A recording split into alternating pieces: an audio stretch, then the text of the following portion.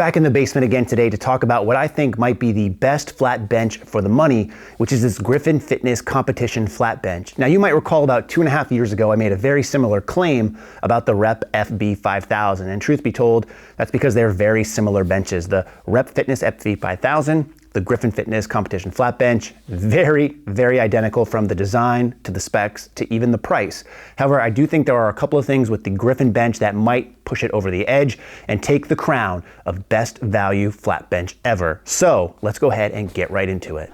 All right, so again, let's talk about the design really quick. As I mentioned, they're super similar. What I like about both these benches is that they utilize a tripod design, which means they have a single leg in the front and the wider base in the back. This is really great for benching because a lot of people like to set up with their feet very close together or even tuck them back under the bench. And if you have that longer design in the back, in the front as well, that'll prohibit you from doing so. So the fact that this is a tripod design, I think this makes most sense. When you take a look at actual competition benches, they're all built this way. So to have this in a bench that's very easy to pick up and roll around is a big key. And I'll get to the maneuverability of this in just a second. Now, taking a look at the other design of this bench, again, very similar to the FB5000, right? You have a 12-inch wide pad, which is competition spec'd. So the height of this is 17 inches off the ground. It's 12 inches across. IPF specs is great. So if you compete in powerlifting, this will give you a very similar feel to what you'll find. The pad itself is about 4 inches thick, and it is what I would consider pretty firm, which I actually like. There are other benches out there that are a lot more softer, allow you to sink in, which some might prefer. I tend to like a stiffer bench better, just because if you go from a stiffer to a softer, I find that it's a huge increase to you.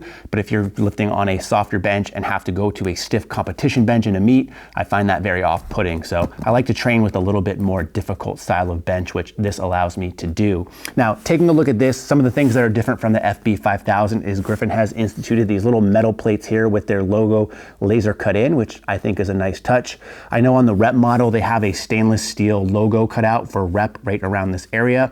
Griffin has that as well. However, they put that on the back. So again, basically designs very similar, spec wise, very similar. You're not going to find much difference between the two there. All right, so the only real functional difference that I can really tell between these benches is with the handle orientation. So the handle to move these benches around. This one on the Griffin Fitness uses a horizontal version. The Rep Fitness one uses a vertical version.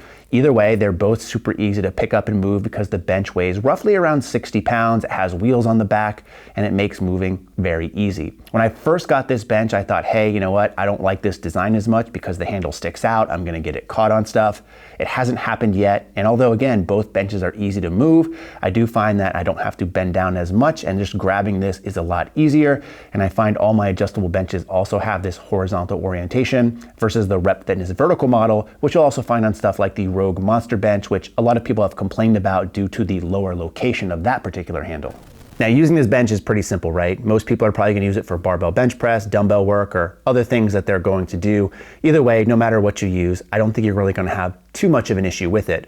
Where you might find slight issue is if you're doing dumbbell work and setting up. Due to the tripod design, you'll find the bench is a little bit unstable when just sitting on one end.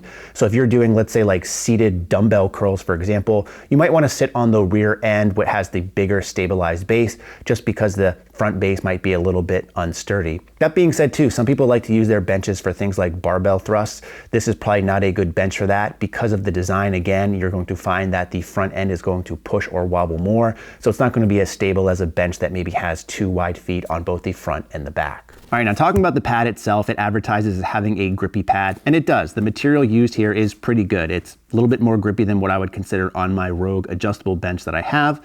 And it's also very similar in fashion to some of the other competition that's very similar. So for example, I'm gonna show you a close-up of the padding with this Griffin Fitness model, as well as with the Rep Fitness model, and finally the Get RX'd adjustable bench. So all advertised as sticky, grippy bench padding, and all look very similar because, to be honest, I think they are probably the same material at the end of the day.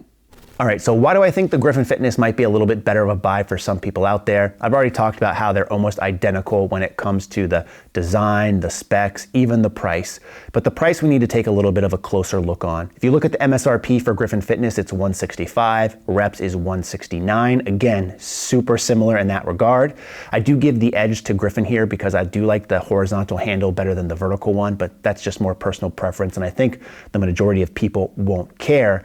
But once you start to look at some of the other pricing things like shipping and tax, Griffin does not charge tax, and their shipping for me ended up a total of about $17 less all in than the comparable rep model. So when you're talking almost $20 of a price difference between the two, at least for me where I am in Rhode Island, and given the price point of the bench of around $200, you're talking about a 10% savings. So I think that's pretty big on something that's already very well priced. Now, truth be told, at the end of the day, you can't go wrong with either option. I do think where rep might have the leg up on them in this case is the fact that they do offer a couple of different colors of the bench. They have black, red, and black. But again, at the end of the day, if you're looking for a good budget bench, I think the price is the key differentiator here. And for like $200 after tax and shipping, or again, no tax because Griffin doesn't charge it, at least for me in Rhode Island, I think this might have the edge over the Rep Fitness FB5000. But both great benches overall. I've reviewed both. I'm gonna link my old review to the Rep one in the description box below. Be sure to check it out. And I'll have to give you links to both benches in case you wanna purchase either one of these. If you have any other questions that I wasn't able to answer, just let me know in the comment section below. But in the meantime, as always, thanks for watching and stay big.